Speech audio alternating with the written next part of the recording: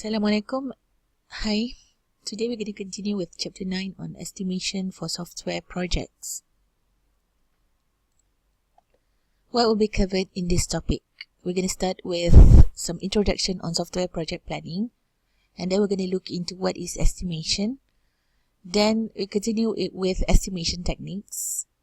After that, we're going to look into some decomposition techniques. After that, we will cover process-based estimation, and finally we're going to look into other types of estimation. So what is the goal of software project planning? So it's actually to establish a strategy for controlling, tracking and monitoring a project. So what is the aim of this software project planning? In the end, we want the project to be completed on time and achieve quality. So the next slide is on task set. So project planning task set, including first one, establish project scope. So when we start with the project planning, we need to identify what are the features to be delivered and what are the constraints of the system. So this can be defined by using narrative description, or we can use a set of use cases to determine those features and the constraints. Here we need to understand what are the customer needs, what is the business context, what is the project boundaries, that means what will be covered and what should not be covered. Next is on what is the motivation of customers towards the system, and is there any likely path that need to be changed. And even when you understand everything, nothing is still guaranteed. So the next step is to determine feasibility. Within the scope of the project that we have identified, will we be able to develop the software to meet this scope? The next step is analyze risk. So this is covered in chapter 35. Okay, and next one is to define the required resources. Okay, how many human resources that we need? What if there is any reusable software resources? Okay, and what are the environmental resources that we need? So when we identify the resources, we need to define the description of the resources, the availability of the resources, the time when the resources will be required, and the duration of the time the resources will be applied in the project.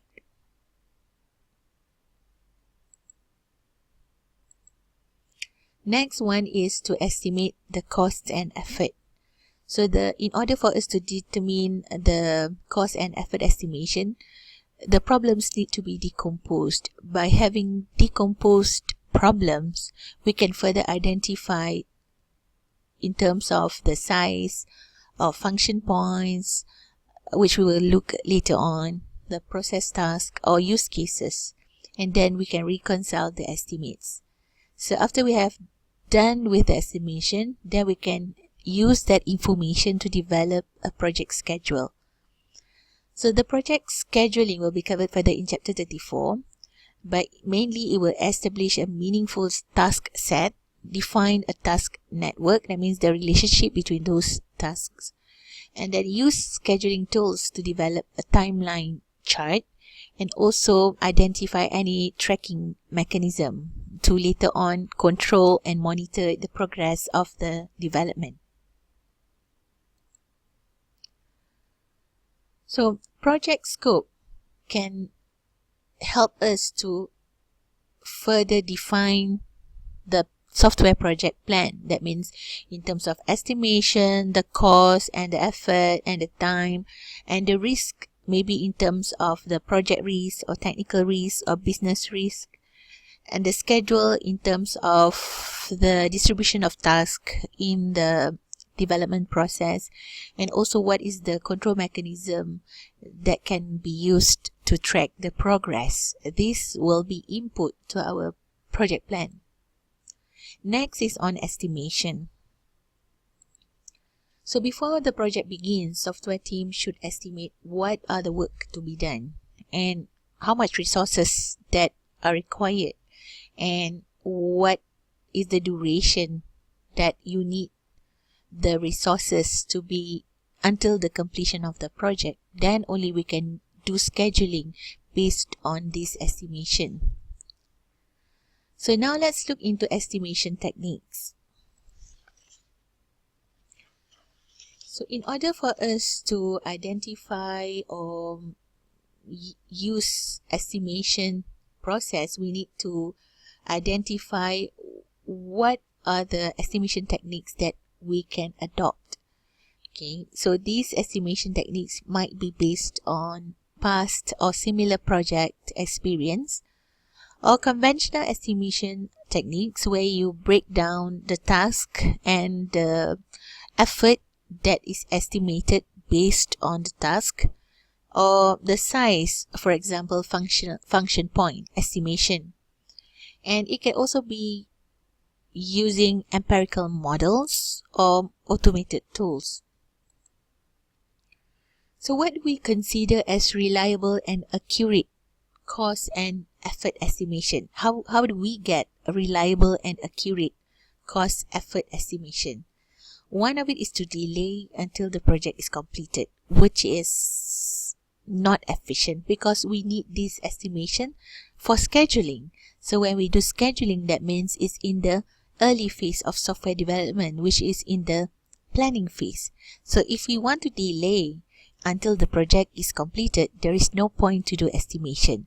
But this is the only way that you get accurate cost and effort estimation.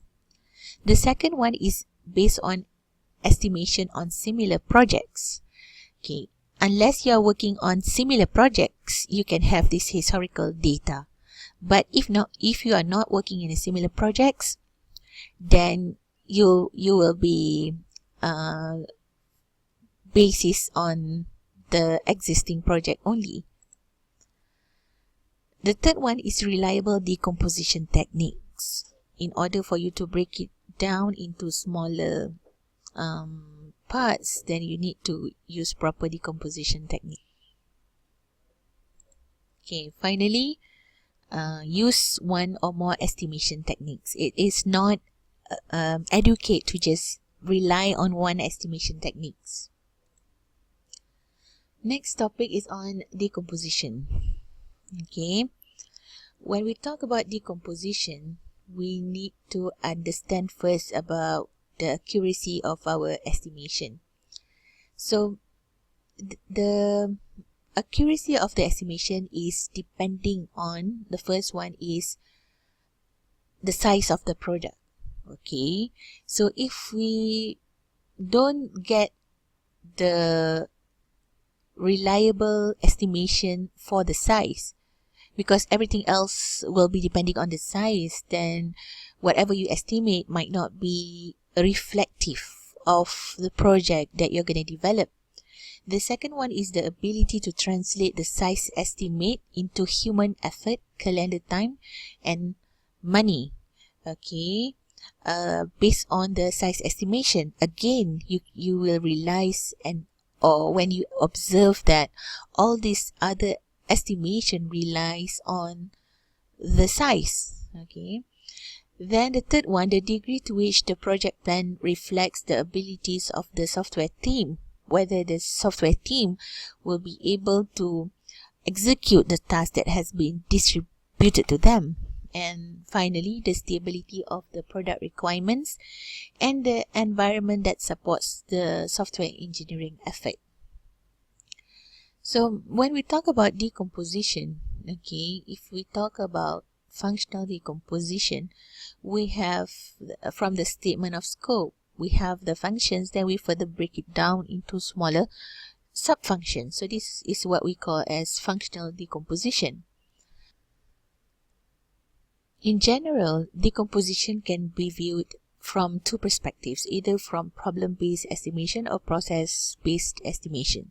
So the functional decomposition is actually in the problem-based estimation, because from the problem we further identify all the functions and features and we further break it down into smaller function. Okay, so next one is to identify the software size. So project estimation depends on accurate estimation of software size. So we can either compute software size based on direct or indirect. If we are talking about direct, that means we can use line of code. That means you have the code, the number of lines of the code. Or indirectly, we can use function points that use some kind of estimation using some information of the problem that is going to be solved.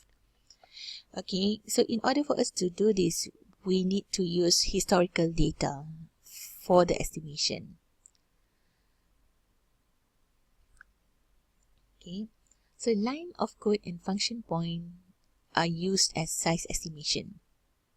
And this size estimation is the basis for any cost and effort projections. So these measurements should be calculated based on project domain that is grouped by team size, the domain, the complexity, or any relevant parameters. So to be specific, we can use this 3-point or expected value.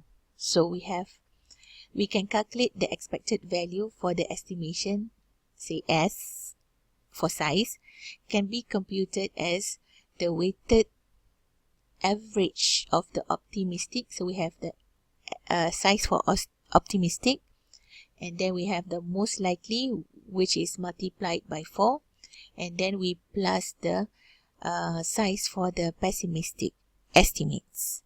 So we calculate this and we find the average value. Okay.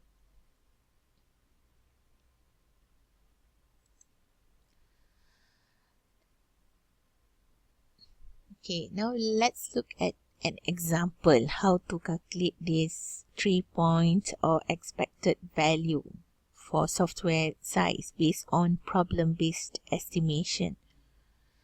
So let's say we have the information of the functions. Okay, for example, here we have user interface and control facilities, 2-dimensional geometric analysis, we have 3-dimensional geometric analysis, and we have the respective estimated line of code. For example, the first one we have 2300 and so on. Okay, now let's say we want to calculate the 3-dimensional geometric analysis. Okay, we want to calculate or to estimate the line of code for the 3DGA function. Okay, so we are given the assumptions that the optimistic estimate is 4600 line of code, most likely is 6900 line of code, and the pessimistic is 8600 line of code. So we put it in the formula. Okay, the optimistic is 4600, most likely 4 multiplied by the 6900, and also pessimistic 8600 line of code, and we divide by 6. Okay, so we get 6800 line of code. So that is the estimate for line of code for the function. So based on this, okay, we further calculate the cost per line of code, and then the estimated project cost, and also the estimated effort. Okay, so the formula is given in the rectangle here. Okay, now let's say we want to calculate the cost per line of code. So it's cost per line of code. So let's say based on the experience, the average productivity for systems of this type is 620 line of code per month, and the burden labor rate is 8,000 per month. Okay, so we use the first formula, labor rate, that means 8,000 per month, divide by 620, that means we get around 12.9, where we round it up into $13. Okay, so that is the cost per line of code. The second one is the total